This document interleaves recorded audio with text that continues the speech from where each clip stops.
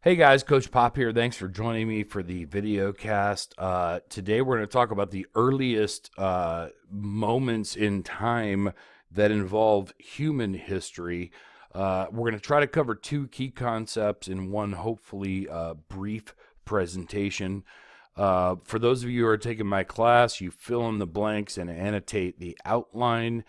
And the two key concepts involve human origins and their migrations throughout the rest of the world, and then this transition from foraging to domesticating plants and animals and how that affects the way that humans live their lives. Obviously, we'll start at the beginning, human origins and migrations. A focus question here. This is not something you need to write down. This is something you need to be able to answer by the end of the presentation. For those of you taking my class, this is likely to be a quiz question, just saying. Where do modern humans come from? That's the big question. And how exactly do we know that? Like, this is a pretty big claim. So what exactly is the evidence that we can use to try to prove that? Well, the story starts with this dude, this quite handsome guy named Homo erectus. And Homo erectus is the closest ancestor to modern Homo sapiens. And we know that he existed. Like, it's a fact. The remains of these particular creatures exist. Like, we have their bones. It also turns out they had stone tools. We know that they exist. That's not disputed by anybody who's looked at any of the evidence. So our story starts with them, but then it gets a little different. We know that the earliest evidence of Homo erectus begins in Africa. And we also know that about 2 million years ago, these creatures started moving out of Africa. Now, the climate and geography was slightly different than it is today. This is, of course, part of big history. But they moved out of Africa and moved into Asia and then Europe. And then left traces of their existence that we can actually prove that they were there.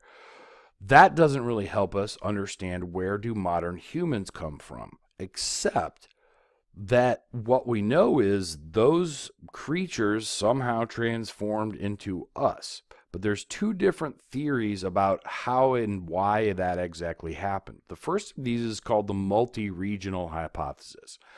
This hypothesis is a theory, and any theory is simply a way to try to explain the available evidence. This can change over time. We'll talk about this in just a moment, but here's the thing.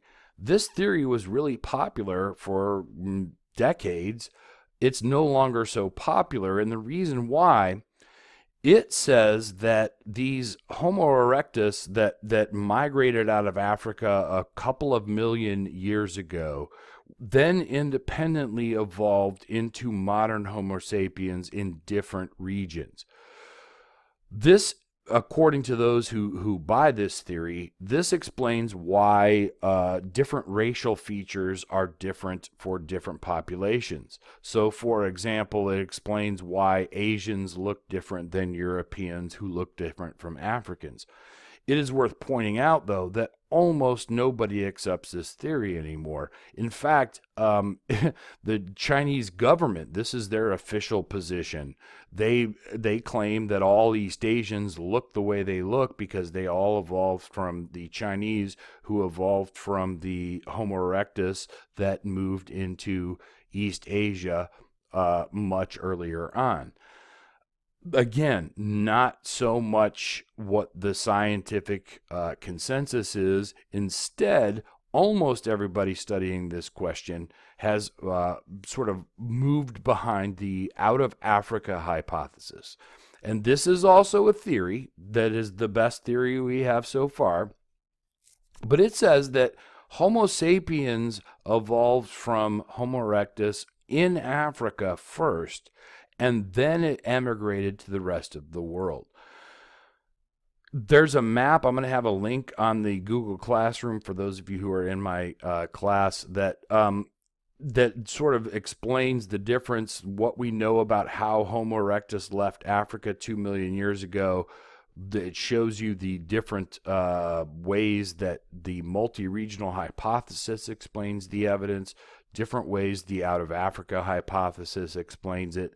But the bottom line is almost nobody accepts the multi-regional hypothesis. The out of Africa hypothesis is by and large the consensus view. So here's the question. What is the evidence for this hypothesis?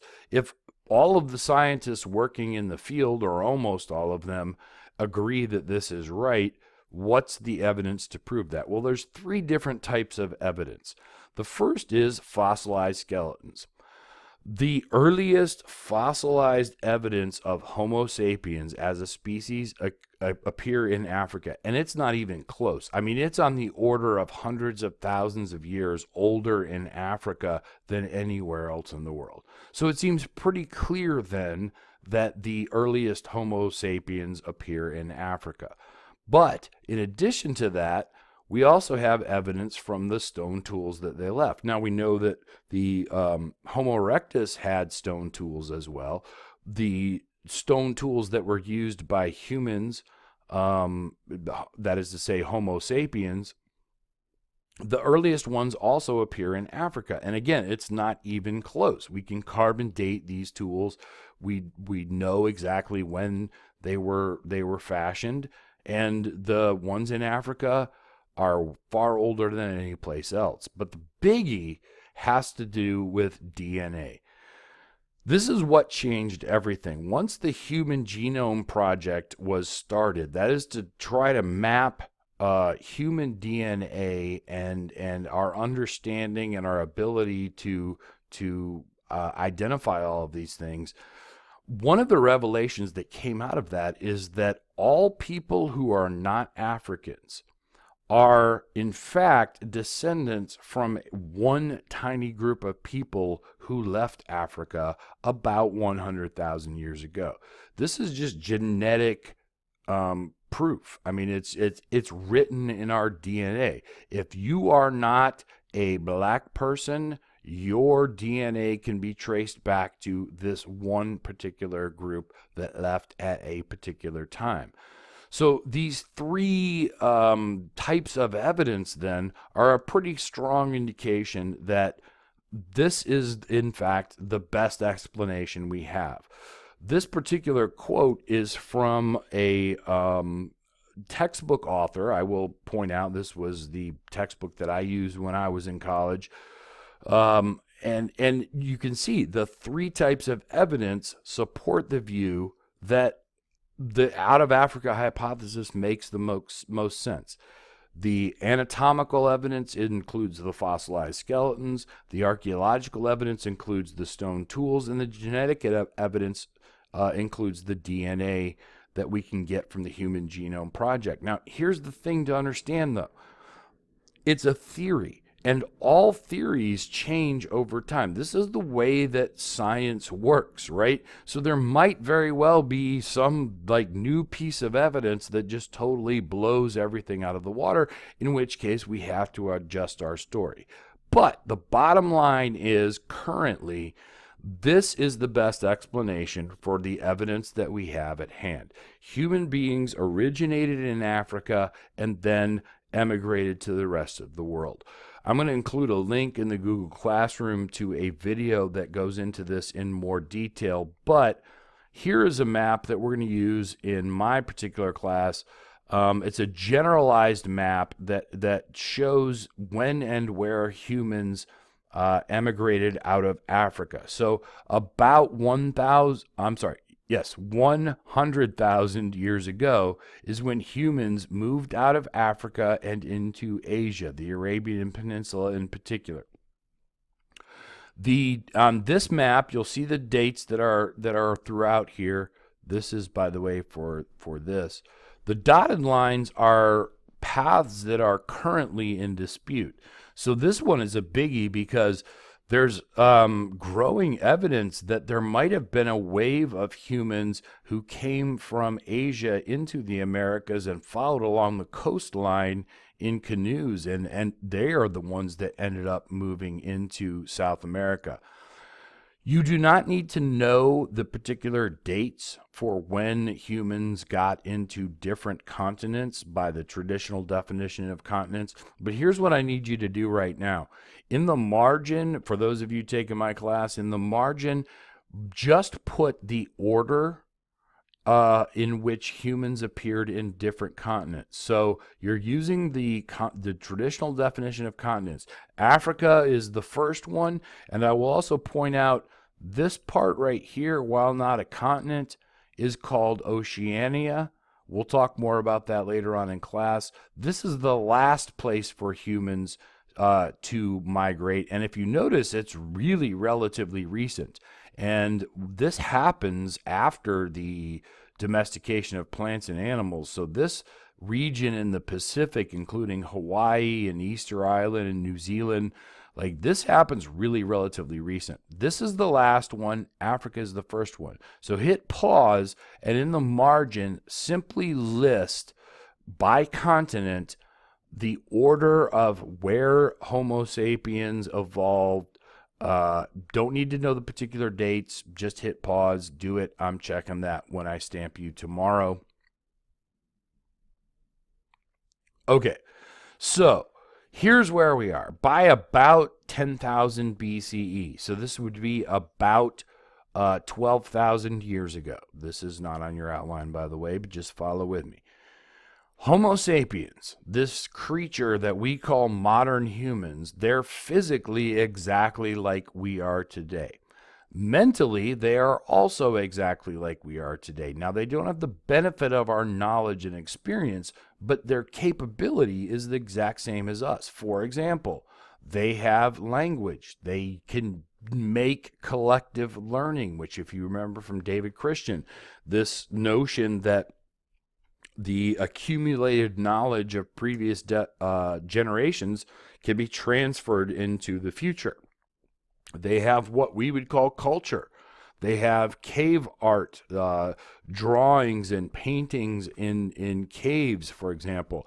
There's evidence that they have a belief in some sort of afterlife, of something happening to us after we die. We'll look at that more closely when we get into the origins of religion. Their technology involves stone tools and weapons. Now, we don't think of that as particularly high tech, but compared to other species, that's a pretty significant deal. So, all these people are essentially just like us at about 10,000 BCE, but there's a big difference because 100% of them live as foragers. That is to say, they survive by hunting and gathering their food. They are constantly on the move. How do we know that? Well, because there's no such thing as farming yet. Domesticated plants and animals have not been invented yet. So every single human being is living this particular lifestyle. And nonetheless, they were able to move throughout almost every continent in the world except for Antarctica, where it was frankly too cold for human beings to live. This idea, though, of migration, from the out of Africa migration in about 100,000 years ago up until now, migration is a key theme in human history, and it's something we're going to study repeatedly throughout this year. And in fact, the end of this week, we'll look at a series of key migrations that happen at the end of the period we're studying this week that help to spread the idea of civilization. We have this tendency to think migration is something new, and it's obviously a hot topic in the news in our current climate here in the United States, but it's, as a phenomenon, migration is something that's always been with us. That leads us then to our second question: why exactly do humans migrate in the first place? In other words, what makes human beings want to pick up and leave their home and go somewhere else? If this is a thing that's been happening throughout all of human history, why? Well, the answer to that involves two factors, and if you had AP Human Geography last year, you might remember this. Those factors include push factors and pull factors. Push factors are negative conditions that push people away from their current location. In other words, there's something so bad where humans are currently living that they just have to leave there. It pushes them away.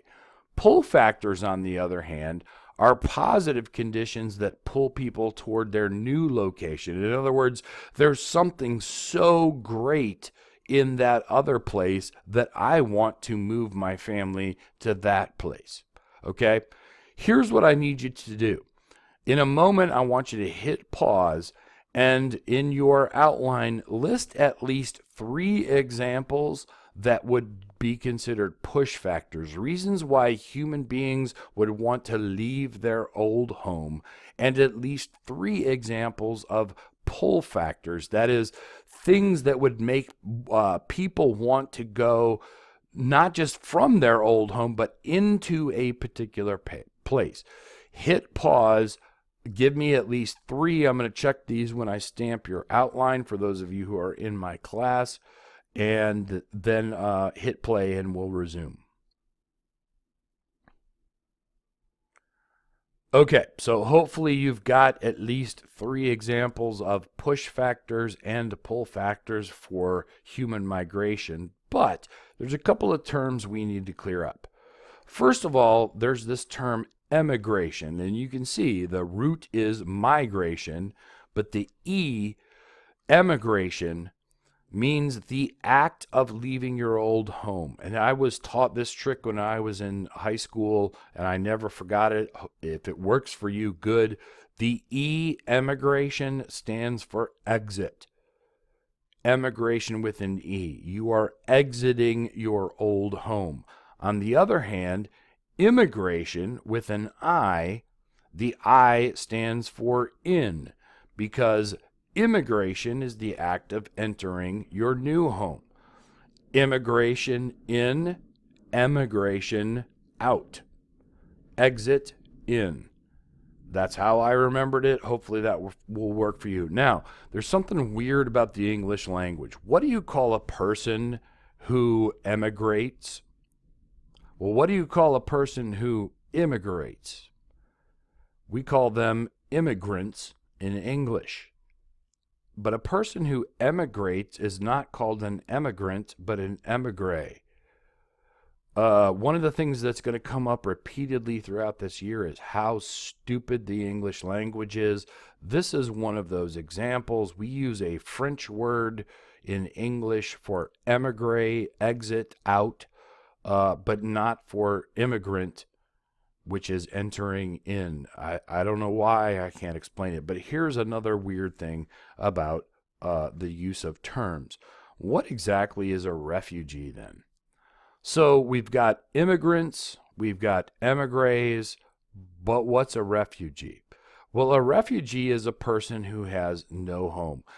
Refugees are people who have to leave their home because the push factors are so negative, they just have to get out.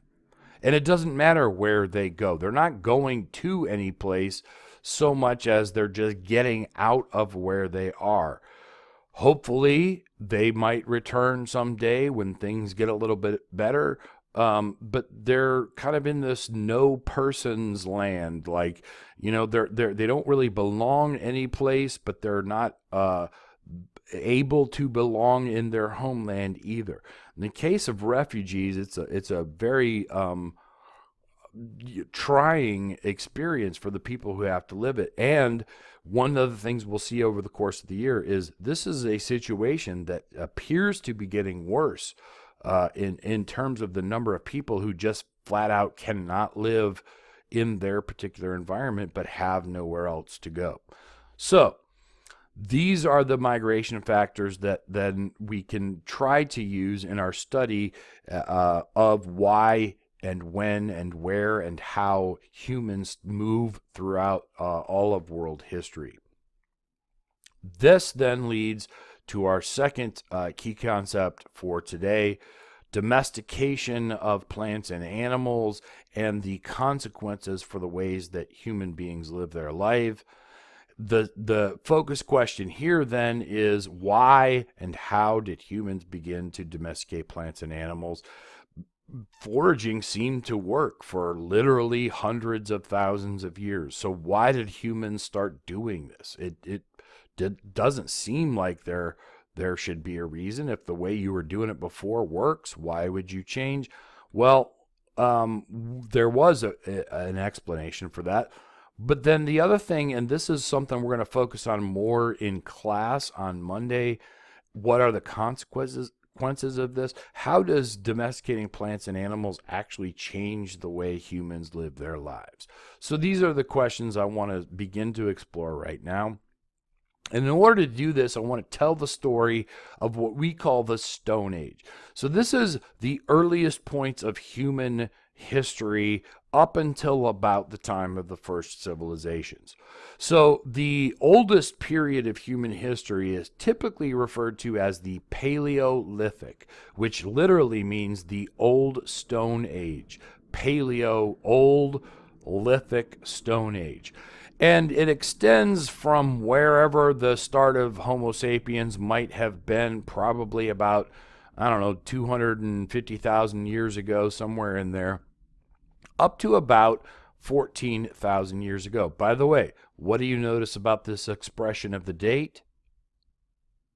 Yes, if you said it is a relative date and an approximate date, you are right. All human beings, again, as we have just seen, live their lives as foragers. They are hunting and gathering food, constantly moving around to find enough food to feed themselves. But they have also spread throughout almost all of the world, except for those places that are completely uninhabitable by humans. But then we get to this period called the Mesolithic period, which literally means Middle Stone Age. So Meso, middle, Lithic, Stone Age. And this is a term that not every historian uses. It has more to do with the climate of the earth than it does with human culture. Again, though, the idea of big geography, of seeing the context of human history in the larger picture of what's going on our planet, helps here. Because in the Mesolithic period, which extends for about 4,000 years, at its height about 12,000 years ago, is some significant changes, okay? The climate is beginning to change in the Mesolithic period. Specifically, the last ice age is ending. We've had a period of ice ages where it gets cold and then it gets warm, it gets cold, it gets warm. The last really big ice age is ending. And the climate globally is getting warmer and wetter. That means there's more food available. If you are a hunter-gatherer and the climate is warmer and wetter, there's more wild plants growing, there's more wild animals eating those plants, and so there's just more food that is available for you if you are a hunter-gatherer. But in the Mesolithic era, we call these people affluent foragers. Affluence means wealth. But here's the thing. In the Mesolithic period, there's so much really good plants and animals available because of the warmer and wetter climates that people don't have to move around quite as much for their food. There's just more food available for them. And as you would expect, as a consequence, their populations start to grow. You can have more people when you have more food, even if you are still moving around to hunt and gather your food. One of the examples, sort of the typical example of this, is something we call the Natufian complex. These are a group of affluent foragers who lived in an area called the Levant. And if you look at this particular map, you'll see the red dots are sites where we have identified people who were affluent foragers. They were not permanent. They were still hunters and gatherers, but there was so much food available in these regions that they didn't have to move around that much. So they would stay there for most of the time. So over a given year, they might stay there for half a year, 3/4 of a year, whatever. But then there would be this period where they'd have to move to find, but then they would return back to it. This region is called the Levant. And if you look at this map, here is the Mediterranean, okay? The Levant is the east coast of the Mediterranean, right in here. This is modern day Syria and Israel. Here's the Nile down here in Egypt, the Red Sea. So in this area, there's a bunch of affluent foragers living. They are semi-sedentary. They don't live there year-round. They just live there for a big chunk of the year, but they always return back. So they might stay there for a while, come back, leave, to go find food, and then come back when the climate changes again. And they come back over and over and over again. This is about 14,000 years ago, so it's right in the early parts of the Mesolithic period. There's so much food available that they always come back there. The Natufian complex, though, is called that because they all seem to share a common culture. Excuse me. For example, the tools that they left behind and the structures that they left behind, while the structures were not, dwellings that they lived in year-round, they were relatively permanent because they always returned back to them, and they all seem to have a similar design. In other words, they seem to have learned a common culture, a certain way of doing these things. So again, these affluent foragers in this particular region, they've got so much food available that they're semi-sedentary. That then leads to the Neolithic or New Stone Age. This is a significant transition that happens sometime around 10,000 years ago. And it happens differently in different regions throughout the world at different times. But the key thing is, again, climate. Because here's what happens in the Neolithic period. The last ice age, which it's been getting wetter and warmer, the last ice age is ending, and it goes into the death throes. And if you've ever seen a Shakespearean production, if you've those of you who read Romeo and Juliet in your English class in freshman year might remember reading it, but you probably saw it too. In a Shakespearean play, nobody can just flat out die. Right? They have to they're going to die, and then, oh no, they have this great flourish, this speech, and this significant monologue, and then they just sort of fade, and then, oh no, hey, I got something else to say because I'm Shakespeare, and that's what happens. Those are death throes. It's dying, but it's not quite dead yet. And as a consequence of these death throes, all of a sudden it gets colder and drier. The ice age is ending, but it's no, I'm not quite done, and the ice starts to expand in the northern hemisphere, and then as a consequence, all of that water is trapped into ice, which leads to less water. The global temperature gets a little cooler. And so all of these affluent foragers whose population has grown are kind of stuck. That means they have to adapt. Hey man, we got more people here. What are we going to do? Well, we're going to have to come up with new ways of doing things. And that new way is domestication. We're going to have to do something to get enough food to feed these people that are the populations of which are growing. And the way to do that is to domesticate plants and animals. That in turn requires new technologies. So the New Stone Age, what's new about the New Stone Age is that stone tools now are not used for hunting and gathering so much as for farming. In particular, things like a hoe. The hoe is, I mean, you take a stick and you put a piece of stone on it, but you can make furrows in the ground that not only breaks up the soil, but it creates a little channel where you could put seeds in there to grow them. Blades, specialized blades that are used to harvest the grain from plants that you are slowly domesticating. And then eventually plows, where it's basically a plow is nothing but a giant hoe, but you've set it up as a contraption that it could be pulled by an animal and pushed by a human. As a consequence, though, because of these new tools, and because of the need to domesticate plants and animals, two new human life ways appear. So now, for the first time ever, everybody had been foragers before, but now we also have sedentary farmers.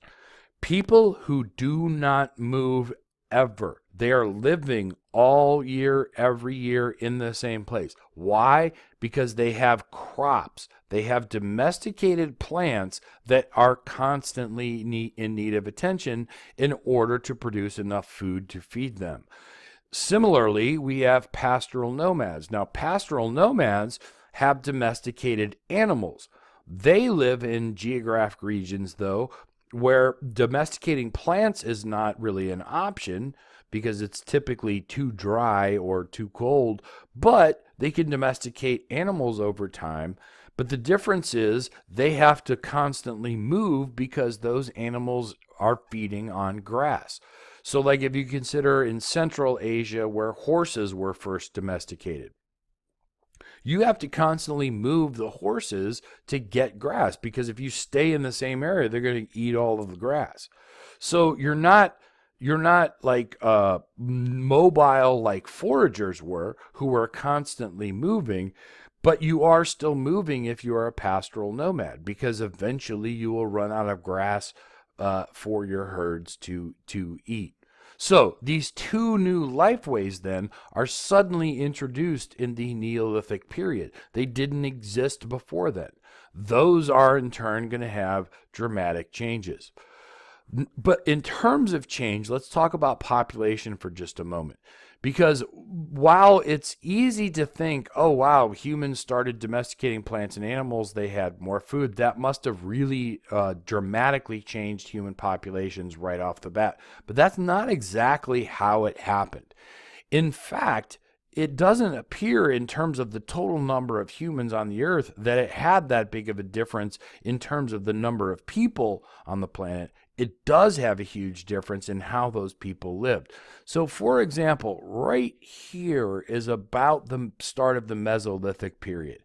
So there's more plants and animals. Human populations generally start to increase slightly.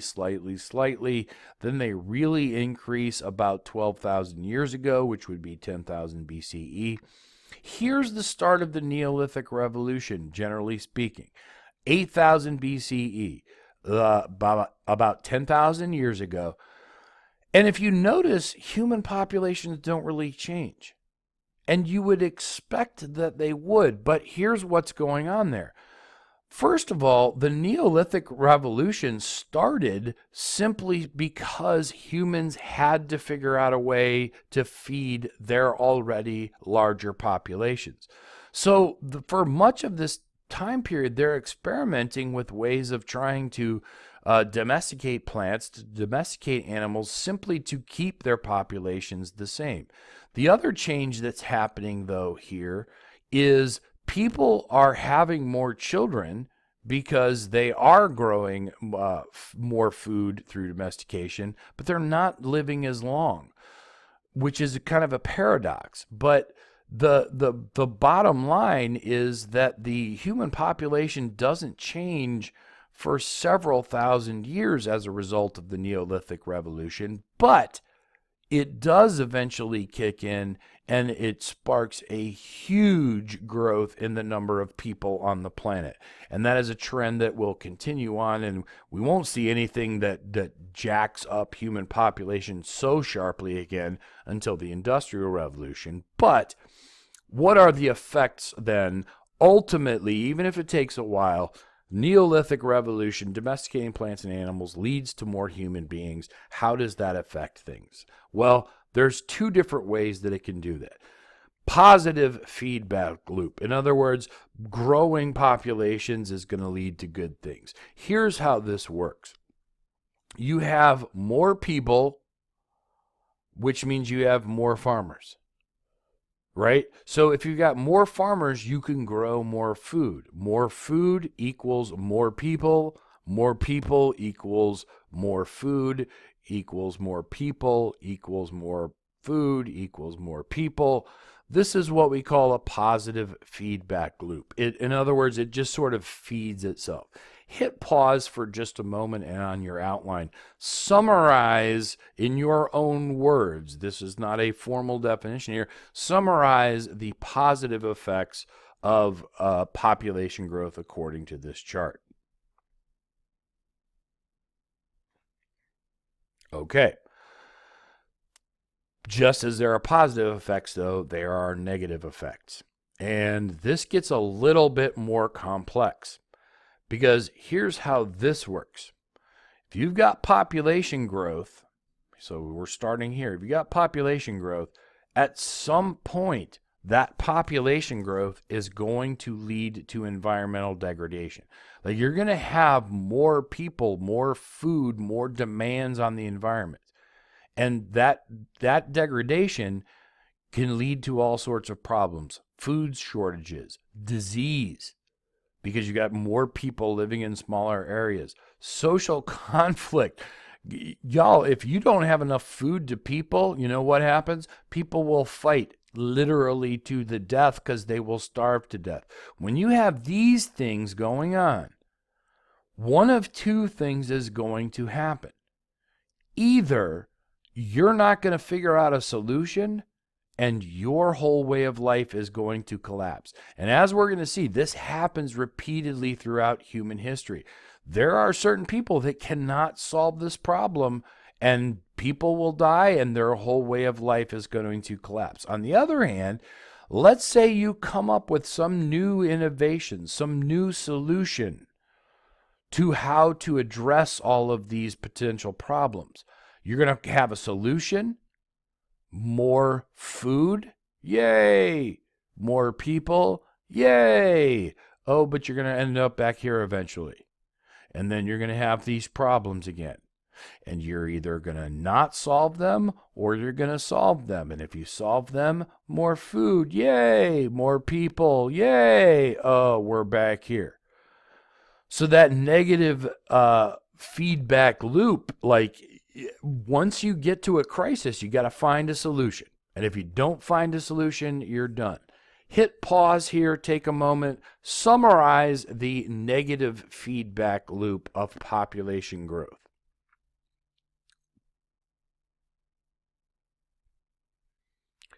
Okay, so this takes us then to the end of the Stone Age. And as the term implies, Stone Age, it's all about stone technologies. This is the height of human technology in this period.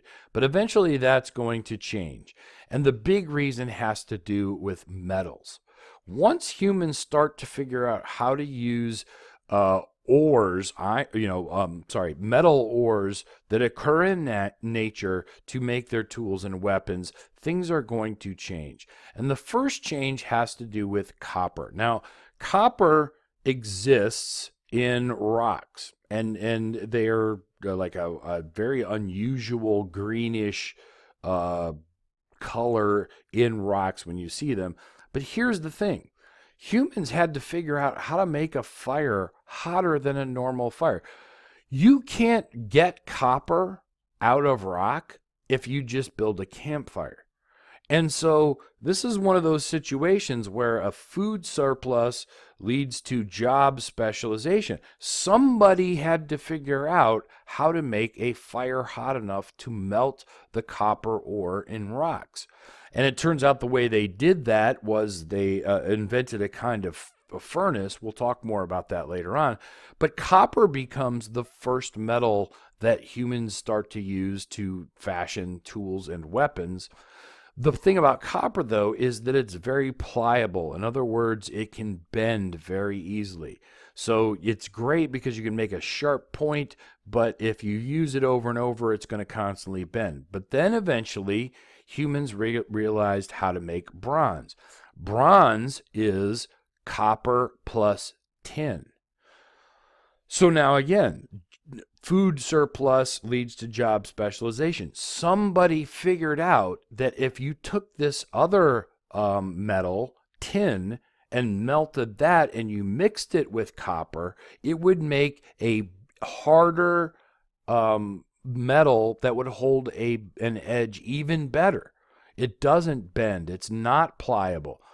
The thing about the tin, though, is tin is only found in very few places throughout the world. So another component of this is you needed long-distance trade in order to get the tin to make bronze in the first place. So again, what we see here is increasing complexity over time.